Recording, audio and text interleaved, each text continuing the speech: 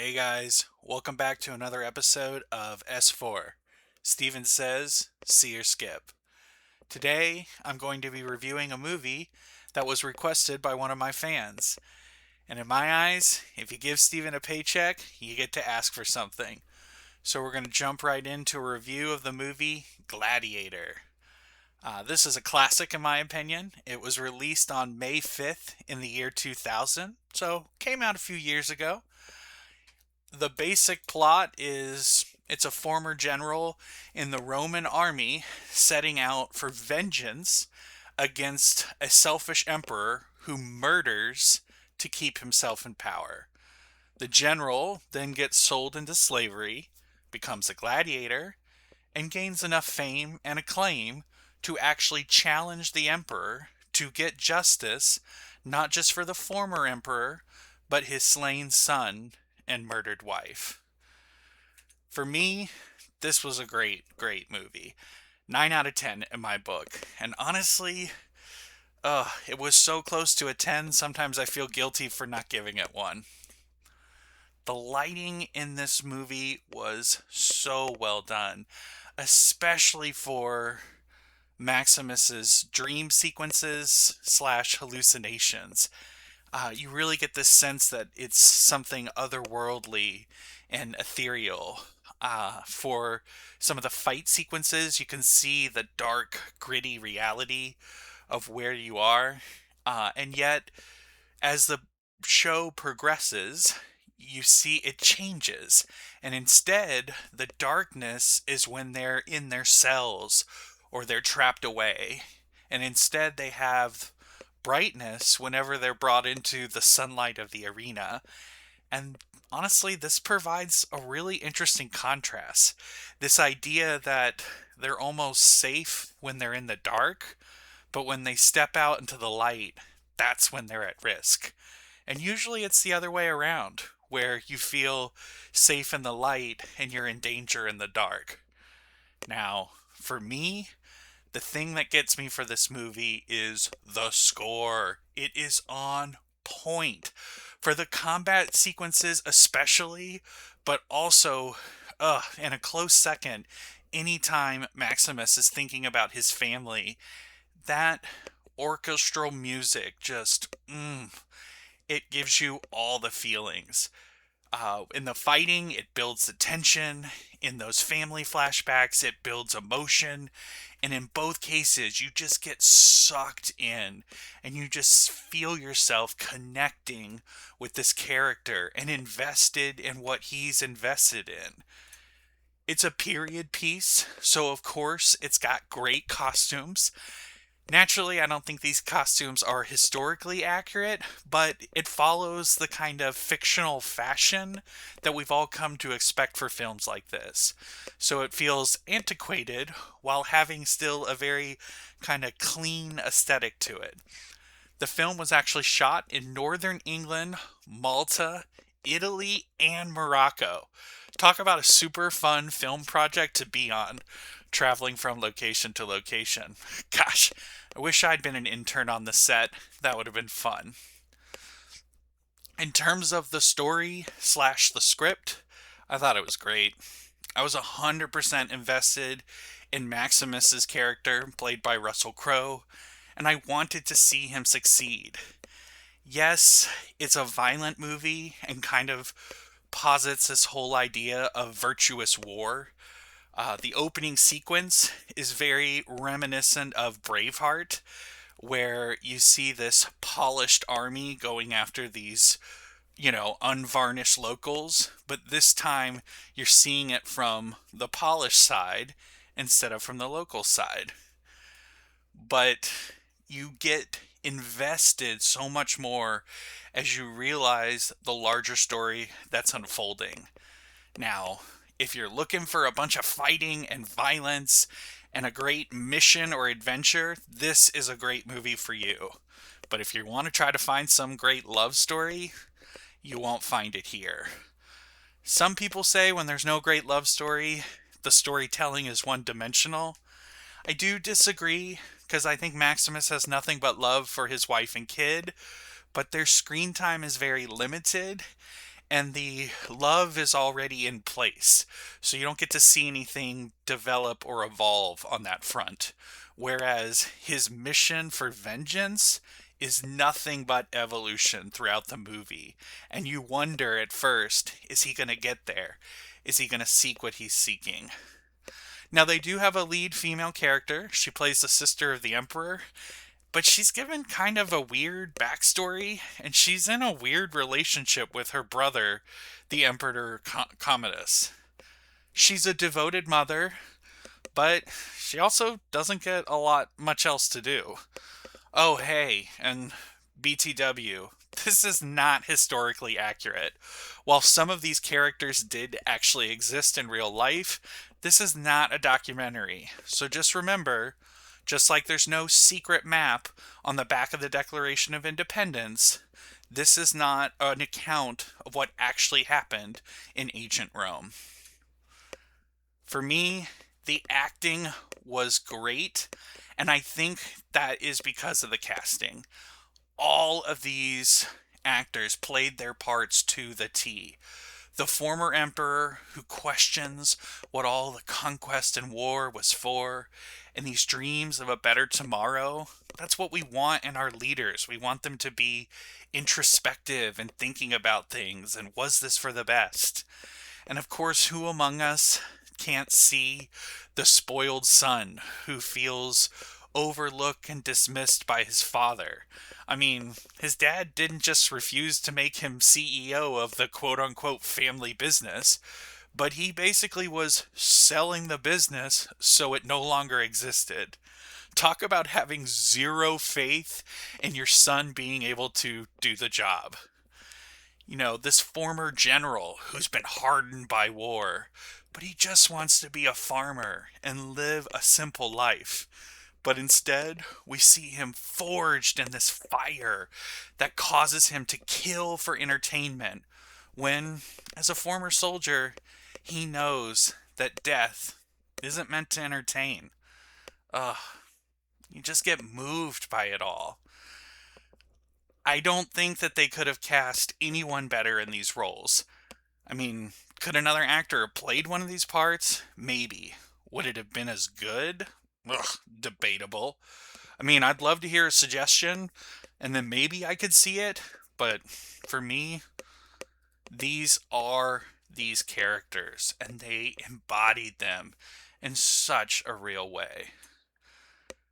Now, picking a favorite moment, gosh, there were so many to choose from. But I think for me, when Maximus is fighting the undefeated Gladiator with the tigers, although I think lions would have been more geographically accurate, I think the colors of the tiger really popped better in the sands of the arena. The fight was incredible. And at the end, when you think he's going to kill his opponent because the Emperor commands it, and instead spares him, and every time I hear the spectator shout out, "Maximus the Merciful!" Ugh, I get goosebumps. Now, I don't know, did anyone else get a Spartacus vibe off this movie? The stories were kind of different, but this whole idea of kind of a slave standing up to power and revolution, I don't know, there was some similarities. In the very beginning, I mentioned I saw some similarities to Braveheart, so there was, I don't know, there was something where it felt like it was capturing some of the energy of other movies that have kind of focused on historical time periods and conflict between two peoples. One of the lines that to me really stuck with me was shadows and dust. And to me, it definitely felt like a nod to the scripture, "From dust you were created, and to dust you shall return." But that was only one great line. Honestly, I felt like there were 15, 20 great quotable lines, but they never seem to have gotten into the culture of where we are. And I don't know why. Like, why did "we're gonna need a bigger boat" get into the zeitgeist, but the Emperor's phrase of It vexes me, sister. I'm terribly vexed. Not. Because when Joaquin Phoenix delivers that line, it's like, ugh, you can feel the layers and the complexity that he's frustrated with his sister for her divided loyalties. And despite the fact that he's the emperor, he can't control everything. And it drives him wild. Now, the whole movie, it says it's not about revenge. It's all posited as vengeance. And so that made me wonder, is there a difference between revenge and vengeance? Technically, from a definition standpoint, revenge is seen as petty, personal, and emotional, while vengeance is seen as more intense and severe, and it's typically a quote holy unquote retribution for some cause or some serious injustice. But I don't know. Couldn't anyone on a revenge vendetta just tell themselves, oh, this is vengeance. My cause is just. But also, maybe this is a sign that when you're caught in this unimaginable grief, the best thing you can do is channel your energy into a project and building and creating something new. I mean, Maximus could have just collapsed and fallen apart when he lost his wife and kid, but he didn't. He got thrown into becoming a gladiator, and through that found a pathway for him to exact vengeance against a man who took everything from him. Not just his family, but this dream of a better tomorrow. Maximus believes in Rome, but I think it was kind of beautiful that the emperor says, you believe in a place you've never seen. I don't know. How many of us are doing that? We believe in some beautiful ideal, but we don't know it inside and out. Instead, it's a fantasy, it's an idea. And those things are different than reality. I don't know. A therapist would be more qualified to comment on this. But what do I know? Oh, hey, if you're a dog person, you get a dog scene in this movie, which is great. Maximus has this cool wolf-looking dog that's a total badass fighter in the Roman army. And I wondered, was it a clever nod to the fact that the she-wolf is responsible for raising the orphan boys, Romulus and Remus, who founded the ancient city of Rome? Looking too deep for patterns, or picking up subtle clues that were left for us? You be the judge. In terms of sex, drugs, alcohol, and violence, this movie was super violent. I had forgotten how violent it was until I recently watched it, and I was like, whoa, yeah, so much violence. Now, the violence has a purpose, and it's serving a greater cause, which is what we would hope violence would be, right? That it's not just senseless. And even some of the violence that is senseless, you're supposed to feel like it's senseless. There should be some shock and revulsion as you watch some of the gladiator fights go down. I once posited, hey, we've evolved as a society because we don't have these gladiator-like competitions. And I had a priest say to me, how many people like the Saw and Hostel movies? And how many people are fans of football and hockey? And I was like, I don't know, a lot of people. Why? He's like, that is our love of the Colosseum being played out for a modern audience. He's like, yeah, maybe it's not as violent as it once was, but we still have that love of violence within us. And that, gave me pause. Now, the movie doesn't have any sex in it, really. Some drinking and some medicine that could have been seen as drug use, but to me it seems like it's medicinal. So I don't know, if you're trying to keep the sex and drugs and booze out of your kid's life, then maybe this movie's safe. But, you know, what does it mean that you're willing to expose the kids to all that violence? It just means you're American. In America, we have no problem with violence. We freak out about sex. Europe's the other way around. They freak out about violence. They have no problem with nudity. Is the movie family friendly? I saw it when I was 16, and I think, a 13-year-old, 12-year-old can handle the movie. But I don't think it's something you should be showing to your 4-year-old.